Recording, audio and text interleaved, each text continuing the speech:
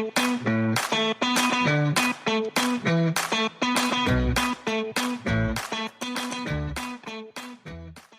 everyone and welcome to another DUC Migrating to Australia podcast. I'm Wes Zant and I'm actually joined by my daughter Jasmine Amelia, who's just over a year old, and Dave Wilson. So Dave, welcome buddy. Hey Wes, good to be here.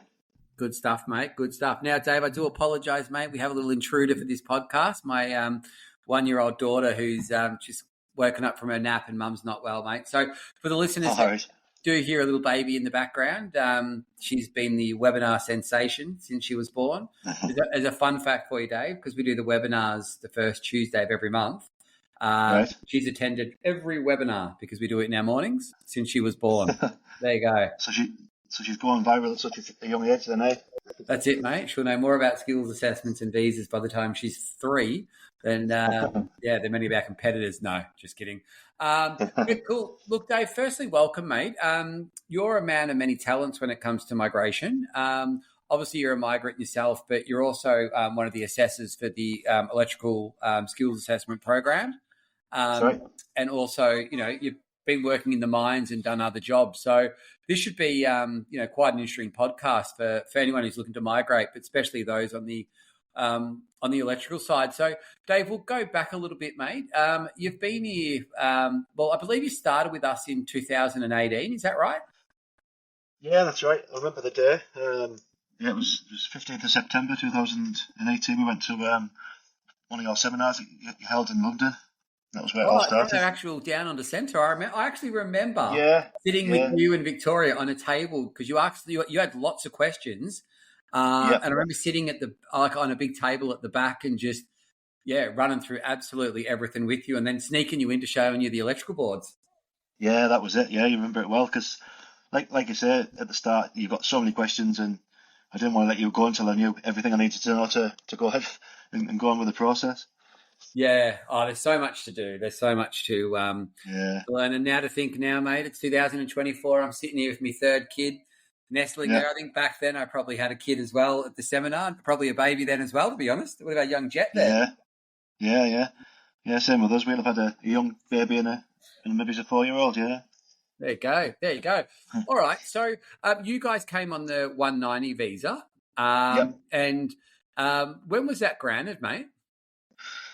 Let me have a look, because it all kind of blends into one now. So we applied in the June of 19. And at the time, the visa website said that it should be between 9 and 12 months waiting list, and actually it was 4 months to the day. And we got the call from Jenny. Yeah, it was crazy. Wow, that's good, isn't it? Yeah, it was so quick. That's fast, mate. That's so fast. But that's what it was back then, mate, wasn't it? Pre-COVID visas were pretty much like miracles, and they're a lot harder to come by now. So that's it. So you did your skills assessment, you did your English test, you got a 190 visa, which is an amazing visa. And you've really, you've been in, have you always been in South Australia? Yeah, well, I mean, if you want to wind back to when we actually came over, we landed in Perth initially. Because we sold our house on the day of the lockdown, 2020, which was 23rd of March. And was it 2020 or 2019? The day of the lockdown, anyway. The lockdown, yeah. So we sold our house on the day of the lockdown, 23rd of March, and then pretty much homeless for a while. Found somewhere to stay, and then we got flight after flight cancelled with COVID, and they were still taking your $10,000, and then saying, "Oh, sorry, cancelled." A few hours before kind of thing, so that was stressful. We got on a 6th flight, 6 set of flights, and landed in Perth. Wow. So where's home for you, mate? Because you've got quite a strong accent. Where's home? Where are you from? Yeah, it's like the northeast of England. So Middlesbrough's the town. So it's like halfway between Leeds and Newcastle. Yeah. So you've got that, because you also actually attended a couple of Down Under Live expos with us as well, helping. You're sort of always a bit passionate about them, like always, obviously a migrant, but I think you sort of like the idea of sort of helping other people because you actually came to a couple of expos with us as well, by memory. Is that right? Yeah, that's right. Like I said, it's so daunting at the start with everything to consider, and so don't usually worry about anything myself. But there was a lot of moments where you're a bit anxious about certain things, and I thought if I can help, speak to other people about it, it might help other people and to not feel like I did at certain points. What was the, for you? What was the hard part? What was the daunting parts? Um, Probably the same as a lot of skill assessment. It wasn't the document side of it that a lot of people say is tricky. I smashed that in 6 weeks. I just went for it and got what I needed to do. But for me, it was for the skills assessment, because I just didn't have a clue what they were going to ask or what I needed to do on the day. And I know you guys, guided us a little bit. You can't tell us the answers and stuff like that. So yeah, I didn't really sleep the night before, and when I got there, I found that it was actually not too bad after all. Yeah, yeah. Where did you do it, mate? Did you do it in our office in London, or did you do it in Birmingham? In London, yeah, All right, so you did it from the down in the centre. Yeah, that's it. It was the old Future Skills International one, yeah, that yeah, just getting phased out, I suppose. yeah. No, that's good. That's good. Uh, Sorry, I'm being a bit distracted, guys. My daughter's actually got a cricket ball, and she's hitting my Collingwood signed Team of the Century jumper. So if you hear Oh, banging in the background, that's some of my precious merchandise being destroyed. But we'll crack on with the podcast. So, all right. cool. So let's move the. So from you being assessed to now being the assessor, there's so much that have happened in there. So let's try and gather that timeline and everything like that. So, Yeah, whose idea was it to make the move to Australia? it was always mine. Yeah, I've kind of dragged Vicky along with me, kind of thing. Started for me watching Wanted Down Under, like a lot of people. 2007. Watched that for a few years. I met Vicky in 2008. When I first met her, I said I want to live in Australia by the time I'm 30 years old, which didn't really happen. But and yeah, so we came over in 2010 to check it all out, and I was like, oh, this place is amazing. Like, why would I not want to? So we got back, and I said, are we going to go for it, Vicky? Let's do it. And she's like, no, there's always an excuse that the parents are getting old, or our sister's going to have a baby, or and we just put on the back burner for years until we finally went for it. Yeah. So how did you convince her, mate? Because obviously parents still getting older, and obviously sisters Yeah. and babies. So what? So how did you do it?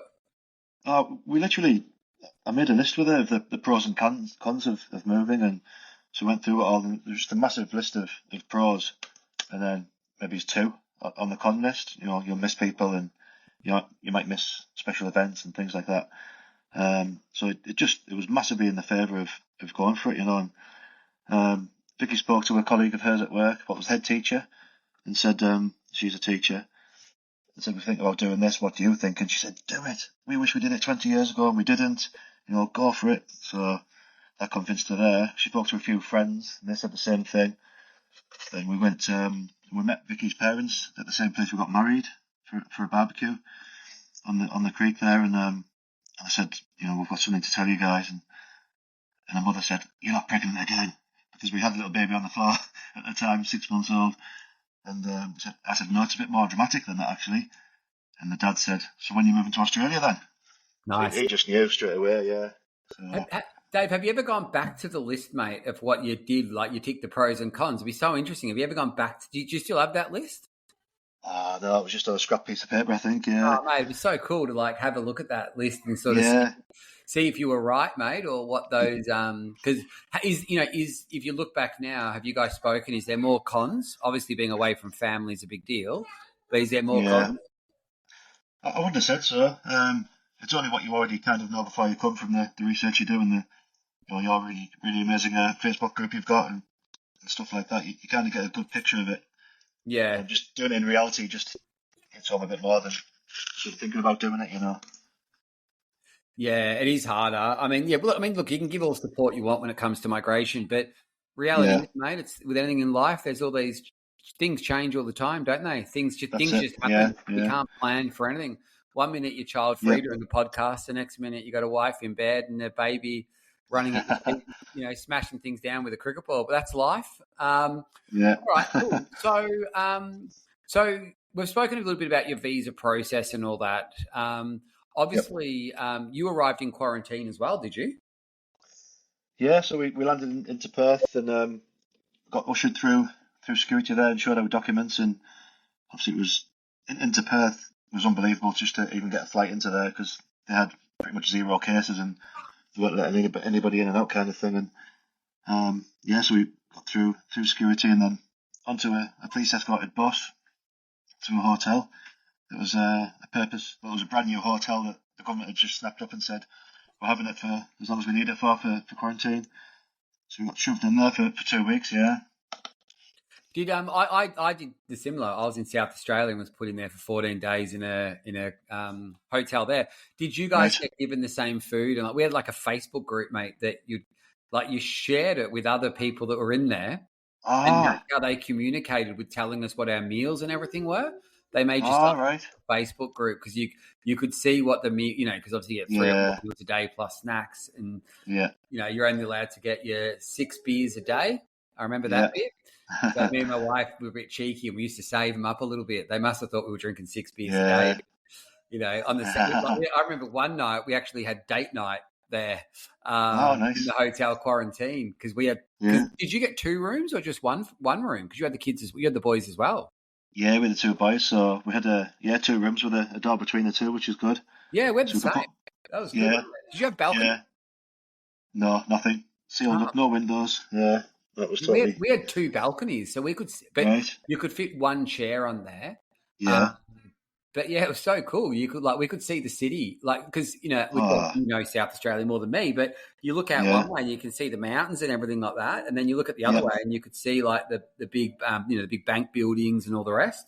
But geez, that was some nuts times. It really was. We would have filled for some fresh air like that, definitely for the 2 weeks we were in there. But you just get on with it, and we chose to do it, so we're just grateful to be there. Yeah, cool. So, was it hard to sort of get everything settled and to organise, your life and that in SA? Or sorry, you arrived in WA to quarantine, and then what happened after that? Explain how you ended up in South Australia, mate? Yeah, so we always planned on coming down to South Australia after all the research we did and the travelling back in 2010. So that was always the plan, I think. But yeah, we got out of quarantine and actually we went to a park with the kids because we had a week in Perth first just to relax a bit before getting down to SA. And I was in the park talking to a guy and so we've just literally got out of quarantine for 2 weeks. Oh really? Yeah. So what's your plans now then? So we're going to have a week here, do a few bits, and then go down to South Australia. And the guy was like, "Why?" So because we want to, I was like, "Yeah, but why? You're in Perth now. No one can get here, and if you leave, you can't come back. So why would you want to leave?" He just couldn't get it because he loved his own state, and like many people do. Yeah. He just couldn't realise, they couldn't understand why we want to leave. But yeah, so that was that. And then we went to Rottnest Island, which was beautiful, and rode some bikes around there, and then got the flight down to South Australia. And then what was that like? Were you guys in lockdown when you got there to South Australia, or was it out of lockdown? No, it was out of lockdown. But then actually, after the first week or so, there was a lockdown that came, and we were sat on the balcony in our Airbnb in Port Noarlunga South, just looking out, and I heard it on the radio, and then it was just ute after ute after ute going past, full of beer on the back. I thought, what they're doing? Everyone's getting beer because they think they're going to be locked in. And in England, everyone gets toilet rolls, so it was a bit of a change. Yeah, exactly. Well, yeah, different. I guess a different theory, isn't it? But how interesting! How interesting! How all that works. So, all right, let's talk about so whereabouts do you live now, mate? Well, I think I'm not too far from Lisa actually. So we're south of the city, in what they call the foothills, which is the start of the hills, I suppose. And the suburb's called Coromandel Valley, which is next to Blackwood and Bel Air and a few areas around there. And it's in the hills, so it's beautiful. There's just trees and birds and literally koalas in the back garden. Yeah, it is really nice. And so also with that, how are the boys settling in? Like how old are the boys now, mate? Yeah, so when we arrived, they were 3 and 6, and they're now 6 and 9. And they've just loved it, every minute of it. They've got such a good life, they really have. There's so much to do. What do they do, mate? When you say so much to do, so a 6-year-old and 9-year-old boy, what do they do? Yeah, well, the schools in general promote a lot of sports, so they do basketball after school, soccer or football to people in the UK. They enjoy that. I'll pick them up tonight from school and we'll go straight to an outdoor skate park and the scooters. They're just always busy doing something and swimming at the weekend. And you just feel like you want to do stuff because the weather's there. Even in the winter when it's a bit cooler, it's still sunny most of the time, so you can get out and do things. Whereas in England, you kind of, run into the school, bring them back home, get the fire on, kind of thing, and you just don't feel like doing anything because the weather's not there. Because I've always seen like on Facebook and that you're into bikes and like what do you call them, mountain bikes and all that sort of stuff as well. Yeah, You're always on tracks and doing all yeah, that. Was that something that you planned on doing before were you interested in that sort of biking and all that before you came, or is it something you picked up when you've been here? yeah. No, I've done it since I was could ride a bike, I suppose. Yeah, maybe it's 8 or 9. Always been out on my bike, and that was one of the reasons for choosing South Australia as well, because Perth ticked all the boxes, but the riding's not there. But South Australia, I think the government actually want to make it the destination of the world to cycle, and spending millions and millions on tracks. And I'm actually going camping at the weekend with a few friends to a place called Melrose, which is about 4 hours north of the city. I'm going to go there for the fourth time actually, take our bikes with us, and there's a new track there they've just spent millions on called Epic Trail. That's a Okay. 38-kilometre off-road track. We'll be flying around there, so that's, But yeah, nice love name it. for it, isn't it? Yeah, yeah. They've named well. Now these mates you're going with, are they migrant mates, or are they Aussie mates, or is it easy Yeah. finding mates? Oh, yeah. I mean, it's a mixture of both, actually. That's my best mate, Glenn, who's coming, who's an Aussie. He's actually lived in the UK for 15 years. He was a teacher, and, he's come back anyway. And one of your old clients as well, actually, James Martin, he's coming. Oh yeah, So nice. he wasn't into biking, but he is now, and he loves it. So yeah, It's good. yeah. On the subject of making friends, I don't know. I think it's like dating. You'll meet somebody on an app, and you might be a match, and then when you get together, you might not be a match. I think friends just come with time, and if you go looking, you might be lucky, Yeah, or more chances than not, it'll just come to you when the time's right. Hopefully. yeah.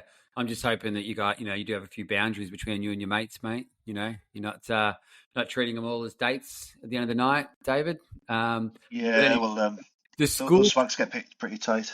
That's it, mate. The swags, yes. People don't even know what a swag is. It's so weird growing up with swags. Yeah. I love asking people to explain a swag. So, David, go and explain a swag for us, mate. Oh, if you can imagine a coffin that's made of textile material, it's just a long, thin tent, I suppose, isn't it? Yeah. Yeah, Mine's a waterproof. Daddy Deluxe. Yeah, that's it.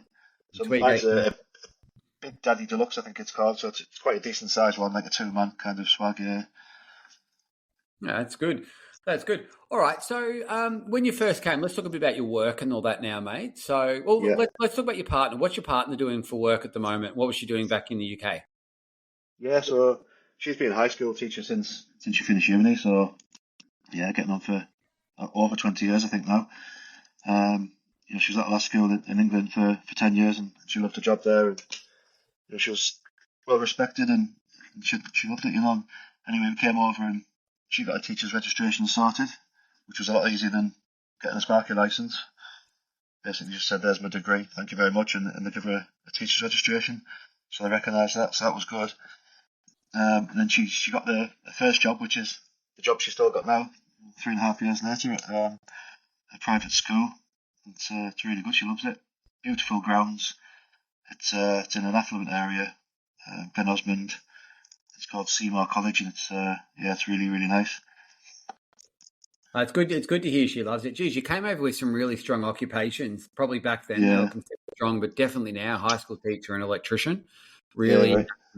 really good. And so Vic's like, obviously she's loving it here. And does she have? I mean, everyone gets it, mate. They have those little moments where you kind of want to go back and visit. Do you guys go back and visit often, or has she had many wobbles? Yeah. I think the first 2 years was a wobble for Vicky. Yeah, Yeah. she struggled quite a bit. Um, but I mean, it wasn't. She didn't miss people as such. She just missed out our old routine. I think. Where to get nice bacon from, or what to do at the weekend, or until you build all that back up again, you just don't know, whether you're coming or going, I suppose. Yeah. Some people hit the ground running and they just love every moment of it, and that's brilliant, and that's good for them. But I think, being a teacher, Mrs. Organised, that was the problem. She had to be in control of everything, and she couldn't because it was all new. So How did you deal with that? How did you guys manage her and manage those expectations? I just told her she can go back if she wants, and I'm still here with the kids. So Oh, God, no, surprised she's still yeah, here, mate. yeah. No, you just got to support her, and you can pick up the phone anytime and ring people at home again if you want to. And we got one of those portal TV camera things, so you can see everybody on the big TV and just arrange to speak to people regular and get through it that way. But I mean, I'm saying she struggled, but even from day one, she knew it was the right decision for us as a family, and the best thing to do for the rest of our kids' lives, definitely. Yeah, no, that's awesome. It's awesome. Well, look, for the people listening, we are always looking for trainers and assessors and all that sort of stuff to help with the skills assessment process. Obviously, for those who don't know, we're part of the skills assessment process for tradespeople, and trainers and assessors are pretty hard to come by. I think one of the main reasons for that, Dave, is that due to the lack of tradies in Australia Yeah, at the moment, that employers are probably paying more than what schools are paying for qualified trainers and assessors. So it is difficult, but I leaned on you, I don't know, about a year ago, whenever it was, and sort of said, yeah, look, would you mind coming on board, helping with the skills assessment process for electricians? So let's talk a little bit about that, mate. yeah. We'll talk a bit about so.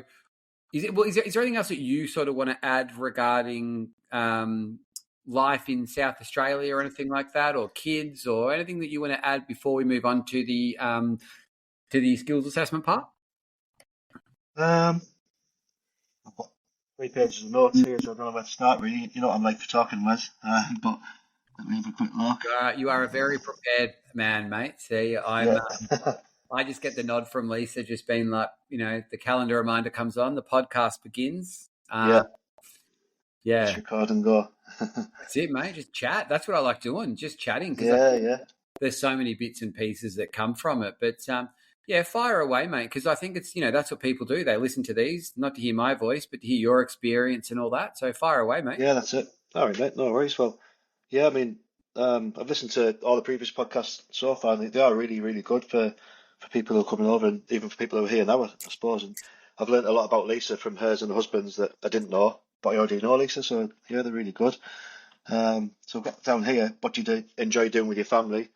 So like I said before, there's so much to do. Not other than sport, you've got beaches. It's just a continuous beach from the north of the city right the way down for as long as you want to drive, really. I think South Australia's it's got this route that's Route 31, I think it's called. Lisa probably know. And yeah, you hit all the beaches all the way along. It's beautiful. So you can go to the beach. The city, there's so much going on all the time in South Australia. You can see why they call it the festival state, because yeah, there's always something going on. I mean, I met up with another couple of your clients actually. We seem to stick together, eh? Nathan and Lou Atkinson. Oh, yeah, they're cool. Yeah, we met up with them the other day in the city, and there was it was called Taste Adelaide, and you go there, and it was free to walk in there, and yeah, it was all local foods and beers and drinks and things. So it was really nice just to get out, and there was a DJ on, and yeah, I mean that's another free event unless you buy food, which obviously we did. The light show's coming to Adelaide again soon, so you can pay to go around the botanical gardens or the zoo, or you can just hang around the city, and there's lots of buildings lit up with different light shows and things on. So we've done that every year since we came. That's really good. The national parks, they're just everywhere. They're free. They're clean. There's no litter. Just a few snakes kicking around, but you can deal with Have you them. seen any snakes? Yeah, we've seen a few. Yeah. Because you're right, like you said, you're right in the scrub when you're doing your mountain biking and all that, and you're quite Yeah. I'm sure you've seen. Have you what snakes have you seen? We had an actual brown snake in the back garden, which is yeah one of the most venomous in the world. I think. Is it number one or number two? Yeah. So It's number two, that's I a think. brownie. Yeah. And then yeah, again out on my bike up in the hills. There's a place called Fox Creek, and But me and my Dave, friends would. just going back to this whole the second dangerous or first dangerous snake in Yeah. the world. I Yeah. don't have fact checkers listening to this podcast. I Yeah. don't believe, mate. So we'll call it. So for the purpose of this, we'll call it the most dangerous snake in the world to put a bit Yeah. of intrigue in it. So you said you saw it in your garden. What happened? What do you do? Because I've Well, never seen I a was snake. literally, I was literally, our block at the moment where we live in this rentals on a hill. So, because I'm crazy, I ran down to the shed rather than walked, just because it's easier and quicker. So as I ran down, I think I was quicker than the snake was to get away, kind of thing. And yeah, there it was, slithering into its hole. It's right where the kids play. So I was like, wow. So I came back up to the house and said, Vicky, just seen a brown snake there. And she's like, what? Tell Chris. Chris, our neighbour over the fence, used to live in the country, you know. And so I said, Chris, we've got a brown snake here. He said, I'll be there in a minute. So along he comes with this shovel and a 6 foot handle on it. And yeah, he got out the hole and backed it up and took it away for us. So Really, he that was killed good. it. Yeah. I think he let it go in the woods somewhere. Yeah. All right. Oh, nice Oh, peaceful ending. But yeah. yeah, I remember when I was living in Esperance in the south of WA. For the guys I was doing some plumbing for, he used to have horses. And Yeah. it's down there. It's like tiger snake country. All right. He used to come in and just say the same thing, like, oh, he's doing something with the horses, or he could hear the horses kick up a bit of a fuss, so he'd go out there and he goes, Yeah. this time of the year, mate, when the weather's getting a bit warmer, like nearly most mornings I'm out there with a shovel, decapitating Yeah. snakes. Yeah. They just keep coming back. But you think that like they just sort of like they live. Well, okay, listeners, they don't. I'm in Melbourne. I haven't seen any snakes since I've been here in the few years I've been back, and then I grew up in Melbourne, and it's not something that you see all the time. So we don't Yeah. need to think that they're just like sliving around everywhere. But that is a pretty dangerous animal to have. Where the kids play, isn't it? Yeah, it is. But again, they're just surviving, and they don't see us as a food source or anything. They're not going to go for you. They try and get away, you know. So again, I was on my bike and they cross the track straight in front of you, and they're just around, and that's when it hits you that you're in Australia for the first period. You see a kangaroo, like, whoa, kangaroo. Then you get used to seeing them. But Yeah, because snakes are more rare, you see a snake, you're like, whoa, oh, I'm actually in Australia. I need to remember that, when I'm sat in the long grass or something on my bike. yeah, Yeah. yeah. But Especially yeah, around just tin shed, like bits of tin sheeting and everything like that. Anything that's going to yeah, like lots of warmth and all that. Like, yeah, that's it. It's the time of the year now where they'll be finding somewhere to hibernate, I reckon, and yeah, in your log pile in the back garden or under the leaves or under your house. So such an amazing, something dangerous to bear in country mind. to get further around, like the crocodiles, the sharks. It's Yeah, kind of cool, but I guess that it doesn't put people off because the phones keep ringing and people keep wanting to get to this great country. that's Um, it. but Oh, yeah, it's just like part of the parcel, isn't it? People say they've never seen a redback in all the years they've been here, and I can go in the garden now and find one within a few minutes. They're just there. So it depends where you live and if you're looking or not. And yeah, but yeah. sounds like I don't want to live next door to your house, mate. I haven't seen a Oh, redback ever. oh, Um, really? yeah, Yeah, there you go. There you go. yeah, All right, well, look, let's talk a bit about the electrical side of life, mate. So, yeah, you're part of the skills assessment process now. yeah, Let's talk a bit about the process. So, obviously, for those electricians out there or thinking about doing a skills assessment, the skills assessment's broken into 3 stages. The first stage is what we call is a documentary assessment. We've got to prove on paper that you've got the necessary skills. So, if you're a licensed trade, plumber, electrician, or refrigeration mechanic, the process is broken into 3 stages, and the third stage is a practical assessment. But the documentary assessment is for all TRA occupations. Okay, so that's prove on paper that you've got the necessary skills. So relevant qualification and a minimum of 3 years full-time paid work experience, or no qualification, a minimum of 4 years. And then for the OSAP occupations, you then do a technical interview, which is a chat with one of the assessors, just talking about the work that you've submitted in the first part. So the first part's always the hardest part.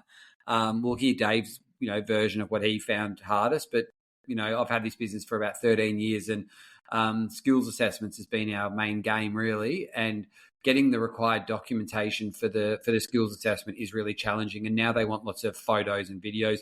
Not so much, Dave, for your licensed trades, because you do a practical assessment, but for the carpenters, fitters, fabricators, welders, cooks, chefs, hairdressers, diesel mechanics, motor mechanics, the list goes on. You're required to get photos and videos to match up against the units of competency, because at completion for those occupations of your skills assessment, you receive your full Australian qualification. So we don't want to confuse people listening to this, because each skills assessing body is different. So definitely do your homework on it. But the process for all of them is a documentary assessment to get started. And then the second part's a technical interview. And then for practical trade, so I deliver the practical assessments for the plumbers. And Dave, you get the ugly ones. You deliver it for the electricians, mate. So electricians, run through what's involved in the day for those guys who are about to sit or are looking to sit the skills assessment, please. Yeah, so I guess the actual skills assessment is the final piece of the process for them. They've already gone through the hard yards, I reckon, doing the document assessment, and they've had a chat with the interview with a guy in Australia from the college, and so they've done all the hard stuff. It's just doing the practical that you should be able to do because you're sparking. So yeah, there's nothing really to stress about unless you're really a bricklayer or one of the worst of trades, a plumber, for example, trying to pass a electrical skills assessment. You'd never do it. That was a joke, Wes. Just having a dig at you, mate. Yeah. But yeah, so on the day you rock up, you've already been given a document to read in advance, just to save a bit of time on the day. And we're generally starting about 8 o'clock UK time, and you'll do 5 videos throughout the process. And so the first one is introduction, just saying hello, giving your name and things like that, and I'll ask you if you understand what you've come to do on the day, and you answer me, and then that's the first video. Second video is halfway through the process when you've been doing a bit of first fixing or roughing in, as the Aussies call it. I only realised what roughing in was recently, and that's our version of first fix. Yeah. Yep. Another video at the end when you complete. Another video when you do the testing of it and recording the results.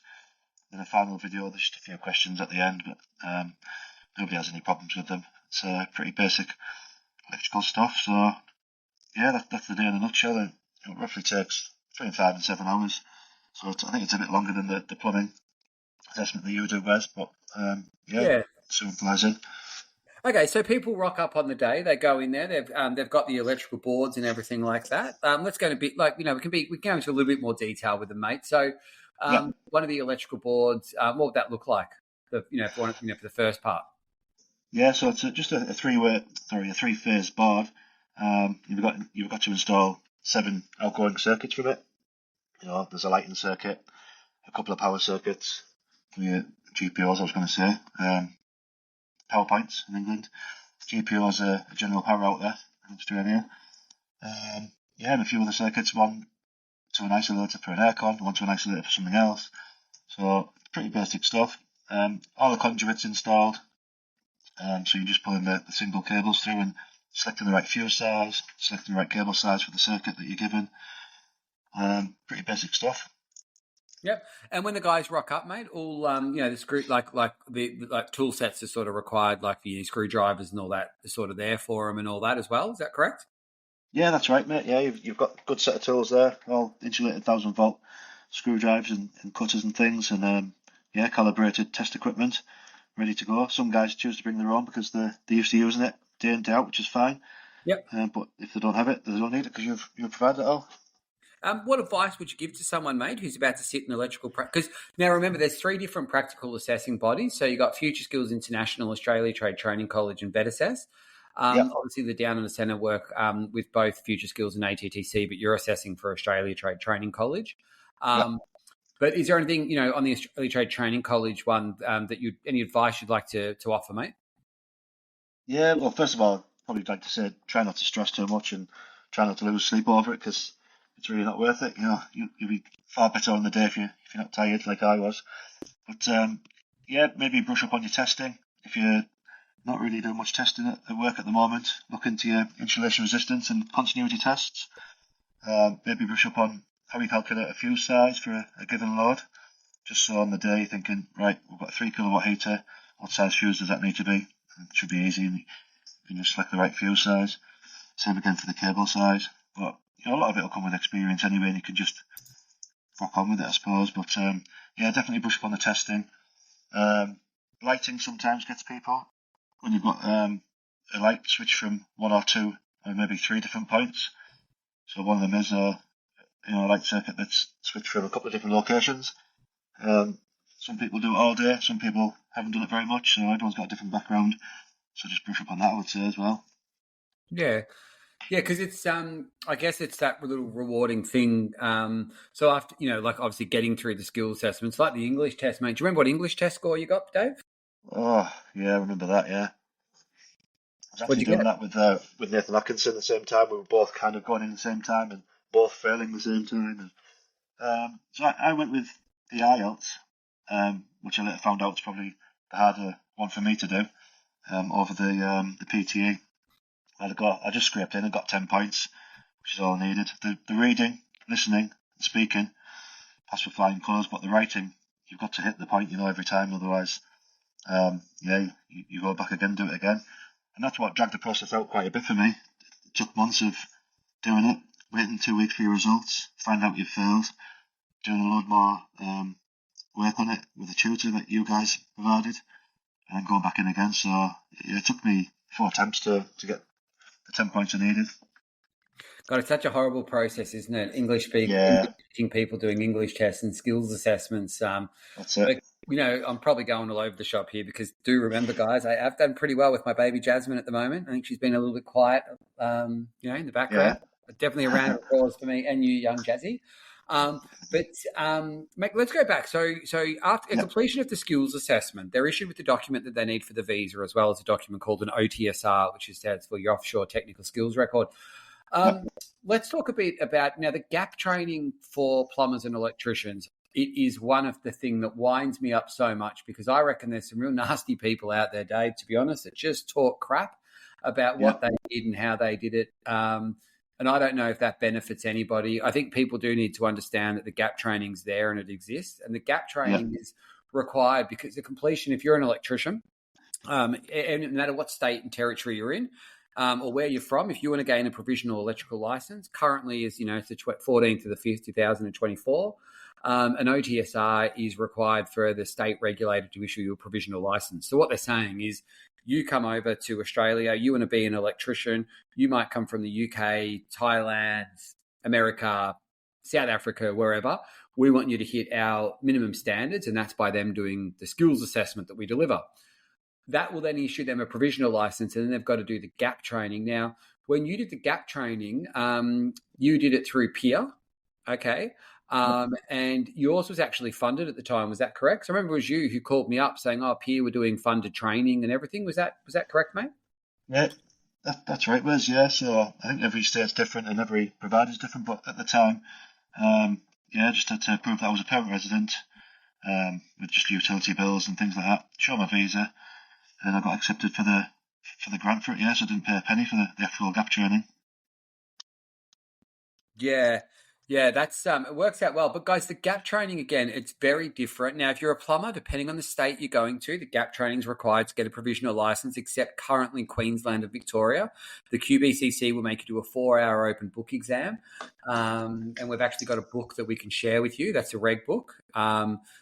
For down under centre clients, obviously there's a lot of people coming over, but if I've assessed you, I'll help you out with that for sure. If you go to Victoria, then they'll make you do their own assessments as well, but all the other states require it. And then there's obviously different, people that do the gap training and all that. And the thing I think that we've got to get used to, Dave, is this changes all the time. So it's very, it is, it is full on. I guess, and it's annoying, but at the same time, it's it is annoying, but it's got to be done.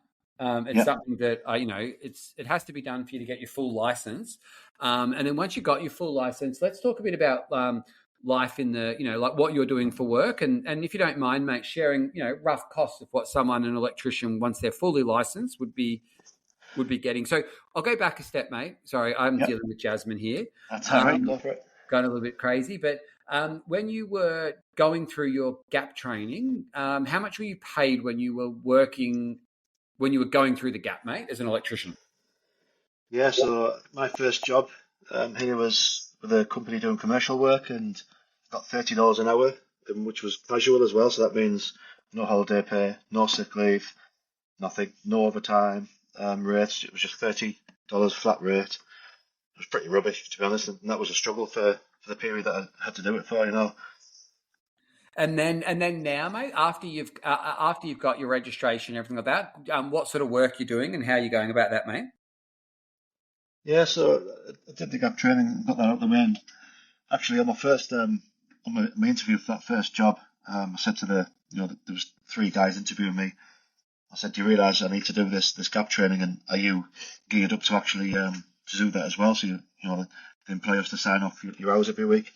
They said, "Oh yeah, we know all about that." So what do you guys think of it for someone like me? And they said, "Dave, you've got 15 years experience. It's an absolute waste of time, but it's just one of those things you've got to go through to tick the boxes and get your license." So I was glad that they recognised that it was a bit of a waste of time, but it's good though.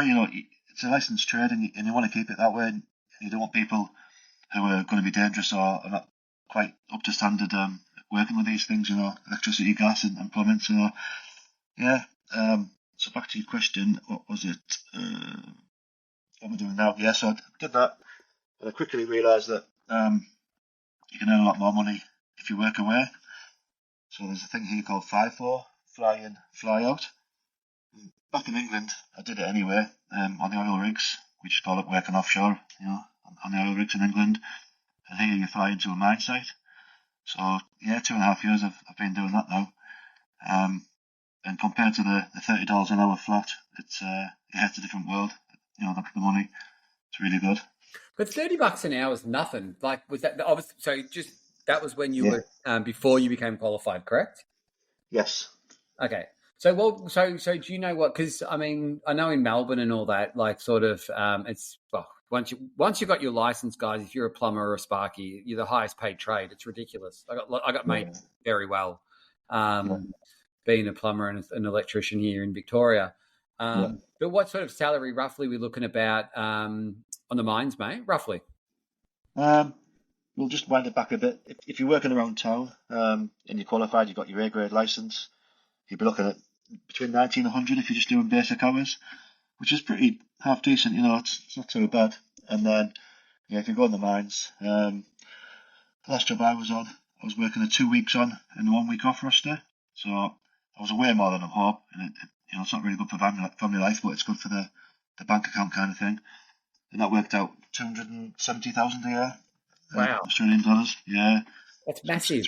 It's pretty good. Yeah, that enabled us to get back on top again, because it costs so much money getting over here and getting established again, buying cars, Salary. That's huge. Oh yeah, really is.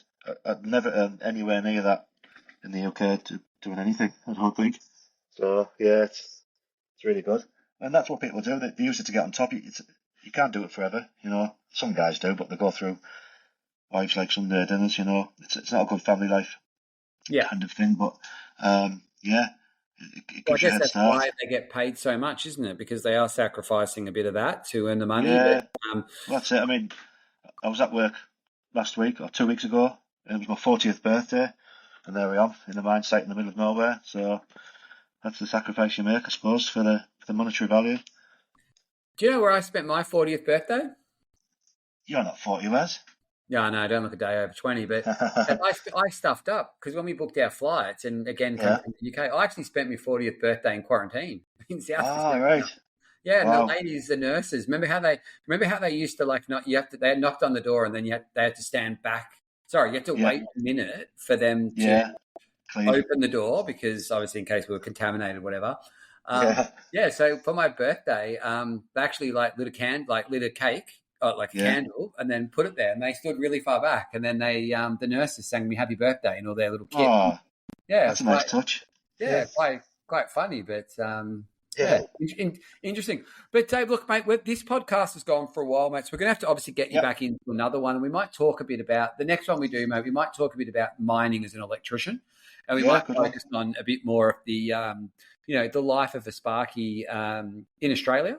Okay, that's a good idea. Yeah. But just want to thank you, mate, for taking the time and for making the time and everything like that to give us a bit of input about your life. And I'm sure what we spoke about today helps people. That's the idea of doing the podcast. So, Dave, thanks a lot, mate. And guys, thank you so much for tuning in. Catch you on the next one. No worries.